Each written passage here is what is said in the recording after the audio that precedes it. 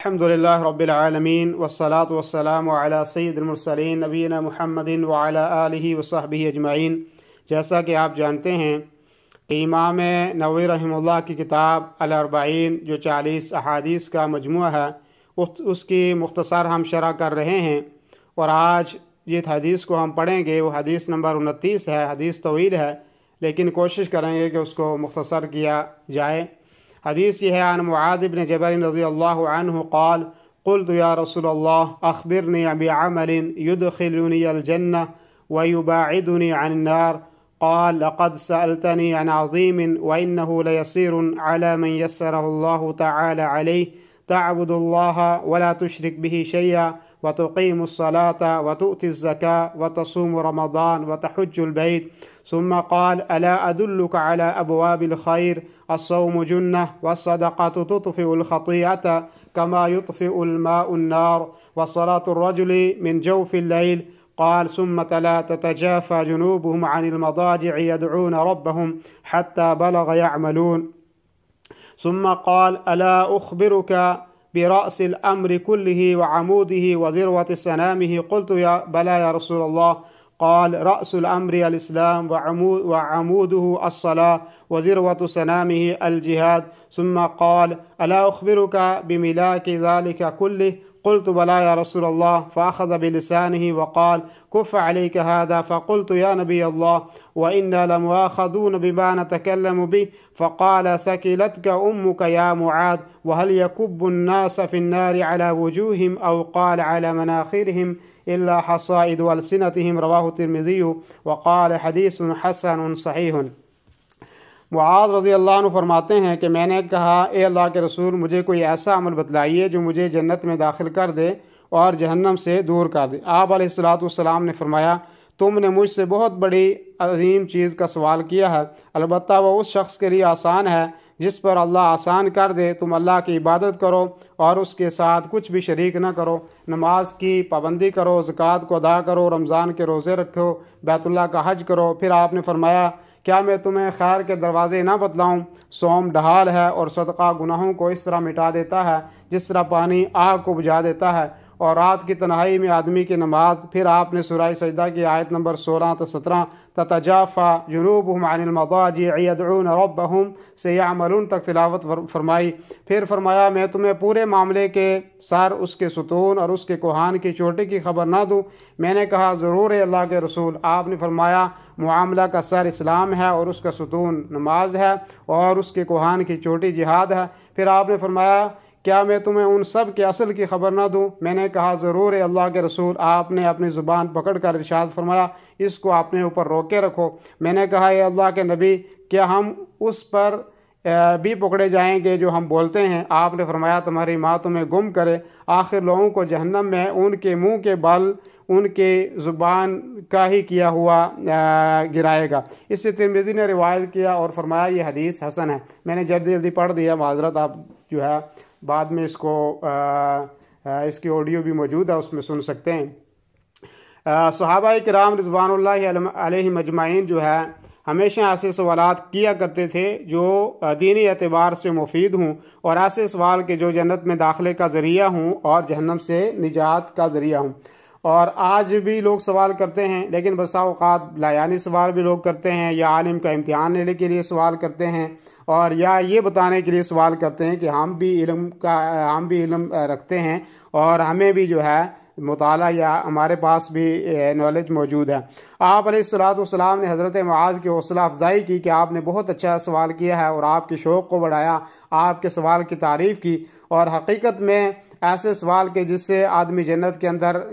داخل ہو سکے اور جہنم سے بچ جائے، یہ حقیقت میں عظیم سوال ہیں۔ اور اس لیے کسی سوال کے جواب کے بارے میں جاننا ضروری ہے کہ جس کے ذریعے سے آدمی کو علمی طور پہ فائدہ ہو، اور اگر علمی طور پہ فائدہ نہ ہو تو پھر ایسے سوال کی ضرورت نہیں ہے۔ دوسری بات یہ سمجھ میں آئی اس حدیث سے کہ اللہ کی توفیق کے بغیر کوئی کام نہیں ہوتا، اور جس کام میں اللہ تبارک و تعالیٰ توفیق دے تو وہ کام ہمارے لیے آسان ہو جاتا ہے۔ اور اسی طریقے سے یہ بھی سمجھ میں آیا کہ جو لوگ راہ ہدایت اختیار کرنے کی کوشش کرتے ہیں اللہ رب العالمین ان کے لیے راہ ہدایت کو آسان کر دیتا ہے۔ اور اس کی دلیل قرآن مجید کی وہ آیت بھی ہے وَالَّذِينَ جَاهَدُوا فِينَا لَنَهْدِيَنَّهُمْ سُبُلَنَا، کہ جو لوگ ہماری راہ میں مشقتیں برداشت کرتے ہیں ہم انہیں اپنی راہیں جو ہیں وہ ضرور دکھاتے ہیں۔ تو جو کوشش کرتے ہیں ان کے لیے اللہ تعالیٰ راہ ہموار کر دیتا ہے۔ پھر یہاں پہ آپ علیہ السلام نے فرمایا آپ نے فرمایا کہ جہنم سے بچانے والی جو چیز ہے وہ یہ ہے کہ اللہ کی توحید اور اللہ کے ساتھ کسی کو شریک جو ہے وہ نہ کیا جائے۔ اور آپ کو پتہ ہے کہ شرک جو ہے اس روئے زمین پر سب سے بڑا گناہ ہے اور سب سے خطیر گناہ ہے، اور اس روئے زمین پر سب سے افضل کوئی چیز ہے جو دنیا آخرت میں نجات کا ذریعہ ہے وہ اللہ رب العالمین کی توحید ہے۔ اور اللہ رب العالمین کی توحید کا مطلب یہ ہے کہ اس کی ربوبیت میں، الوہیت میں اور اسماء و صفات میں کسی کو شریک نہ سمجھا جائے، اور یہ عقیدہ رکھا جائے کہ وہ ان تمام معاملات میں اکیلا اور تنہا ہے اور وہ کسی کا محتاج نہیں ہے، اور ساری کائنات جو ہے اللہ رب العالمین کی محتاج ہے۔ یہ توحید کا مطلب ہے۔ اور شرک میں نے آپ کو بتایا کہ وہ سب سے منحوس اور برا کام ہے، اور شرک سے آدمی کو بچنا چاہیے۔ پھر شرک کی دو قسمیں ہیں، ایک شرک اکبر ہے کہ جس کا کرنے والا دائرہ اسلام سے خارج ہو جاتا ہے، اور ایک شرک اصغر ہے جو ریا یا قسم وغیرہ آدمی جو کھاتا ہے غیر اللہ کے لیے تو اس کو کہا جاتا ہے۔ اور شرک اصغر بھی شرک اکبر تک پہنچنے کا ذریعہ ہے، اس سے بھی آدمی کو بچنے کی ضرورت ہے۔ آپ علیہ السلام نے ارکان اسلام کی اہمیت کی طرف اشارہ کیا، اور شریعت کے مطابق ان کی ادائیگی جو ہے وہ جنت میں داخلے کا ذریعہ ہے۔ اسی طریقے سے پھر آپ نے جو ہے کچھ نوافل کا تذکرہ کیا کہ آدمی فرائض کے علاوہ جو ہے وہ واجبات کا اور نوافل کا، مستحبات کا آدمی اہتمام کرے۔ اور اسی طرح پھر آپ نے جہنم سے بچنے کے لیے فرمایا کہ روزہ جو ڈھال ہے، اور ڈھال دنیا میں بھی ہے اس لیے کہ روزے دار جب روزہ رکھتا ہے تو وہ بے شمار گناہوں اور معصیت کے کاموں سے بچ جاتا ہے، اور آخرت میں بھی ڈھال ہے کہ وہ جہنم کے عذاب وغیرہ سے جو ہے وہ بچ جاتا ہے۔ اور اسی طریقے سے نفلی روزوں کی طرف آپ نے فرمایا نفلی روزے جو ہیں اس کا بھی بہت بڑا ثواب ہے، اور وہ محرم کی 10 تاریخ کا روزہ ہے، عاشورہ کا اور عرفہ کا روزہ ہے، ایسے ہی شوال کے 6 روزے ہیں، اور اگر کوئی چاہے سوموار اور جمعرات کا روزہ اس کی بھی فضیلت ہے، اور چاند کی 13 اور 14 اور 15 تاریخ کے روزے بھی فضیلت والے۔ پھر آپ نے صدقے کی طرف اہمیت ہماری دلائی کہ صدقہ بھی جو ہے وہ بہت بڑی عظیم عبادت ہے، اور صدقہ جو ہے وہ قیامت کے دن جو ہے صدقہ کرنے والے کے لیے ایک سائے کے مانند ہوگا۔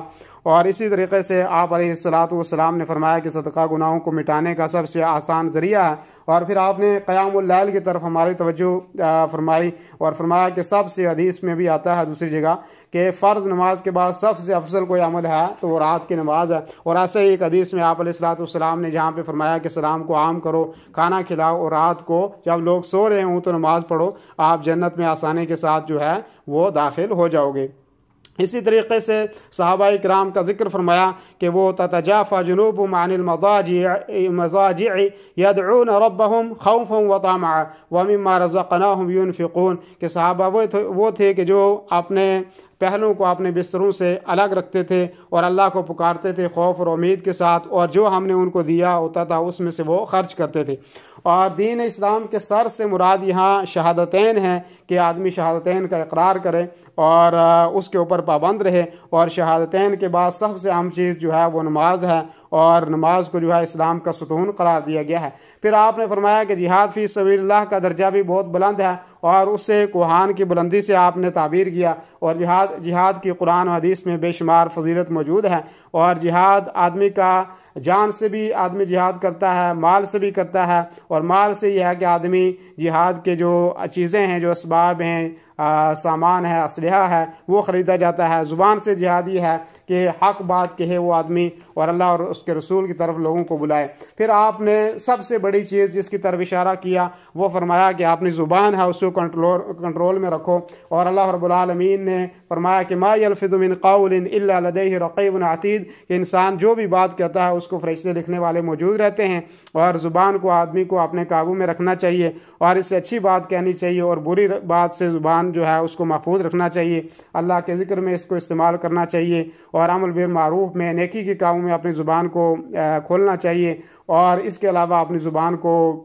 فضول باتوں میں، گالی گلوچ میں، جھوٹ میں، تہمت میں، ان کاموں سے اپنی زبان کو محفوظ رکھنا چاہیے۔ اللہ رب العالمین ہمیں کتاب و سنت پر عمل کرنے کی توفیق عطا فرمائے، اور اللہ رب العالمین ہماری حفاظت فرمائے۔ جزاکم اللہ خیر، وصلی اللہ وسلم علی نبینا محمد وعلی آلہ وصحبہ اجمعین۔ بہت جلدی کے ساتھ میں نے یہ حدیث مکمل کی ہے اور زیادہ لمبی تشریح نہیں کی۔ اللہ تعالیٰ آپ کے سننے کو قبول فرمائے۔ السلام علیکم۔